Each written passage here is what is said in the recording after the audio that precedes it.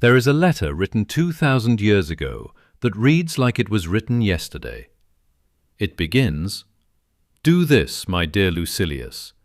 Claim yourself for yourself."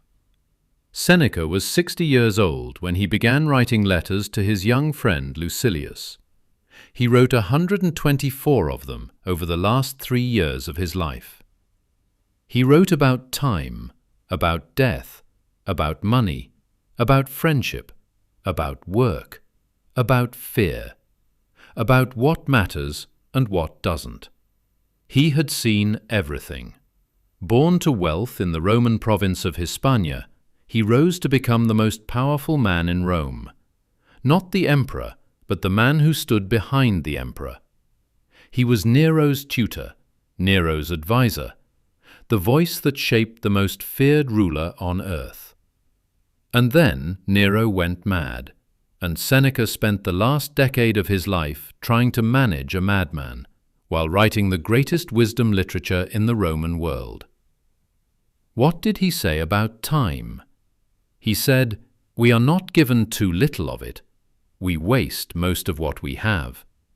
He watched Romans, and he would say this about us today, fill their lives with noise, with parties, with ambition that goes nowhere, with the accumulation of things that are already replaced before they're enjoyed.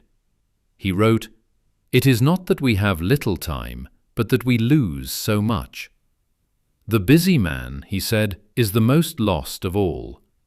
The man who is always rushing somewhere believes he is accomplishing something. He is not.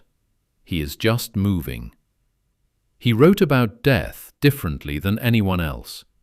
He said, "Every day you should meditate on the fact that this might be your last.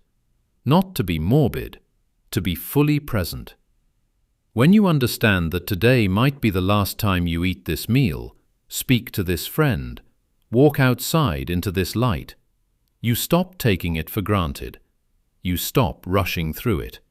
You actually live it." On friendship, he wrote one of the most beautiful sentences in ancient literature.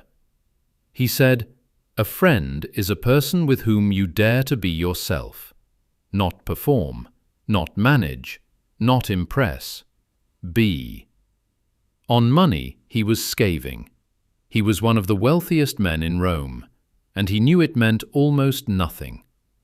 He wrote that we suffer more in imagination than in reality, that the things we are most afraid of losing, status, comfort, safety, rarely destroy us when we actually lose them.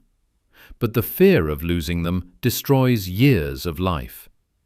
He wrote, "He suffers before it is necessary, who suffers more than is necessary." In 65 AD, Nero accused him of conspiracy and ordered his death. Seneca had expected it, had prepared for it. He said goodbye to his friends with calm. He was writing until he couldn't. 2,000 years later, we are still reading what he wrote, because he understood the one thing most people spend their entire lives avoiding. The time you have is enough, if you use it.